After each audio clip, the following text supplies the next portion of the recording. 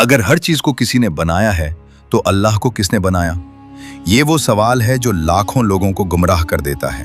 अब जरा सोचो, जो चीज बनी हुई होती है वो एक दिन खत्म भी हो जाती है, लेकिन अल्लाह न बना है और न कभी मिटेगा। कुरान की सबसे ताकतवर सूरत सूरह इखलास में अल्लाह खुद फरमाता है, लम यलिद व लम यूलद, यानी ना वो किसी से पैदा हुआ और ना ही उसने किसी को जन्म दिया। अब हदीस सुनो जो हर शक का दरवाजा बंद कर देती है। रसूलुल्लाह सल्लल्लाहु अलैहि वसल्लम ने फरमाया, अल्लाह था जब कुछ भी नहीं था, यानी अल्लाह वक्त से भी पहले था, क्योंकि वक्त को भी उसी ने पैदा किया। वो न वक्त का मोहताज है, न जगह का, और ना ही इंसानी अक्ल व मंतिक का। यही फर्क है खालिक और मखलूक में। अल्लाह ही सबसे पहला है और सबसे आखिरी भी। अब अगर अगली बार कोई पूछे कि अल्लाह को किसने बनाया, तो जवाब देना, जिसे बनाया गया हो वो अल्लाह हो ही नहीं सकता। तो लिखो, माशाअल्लाह।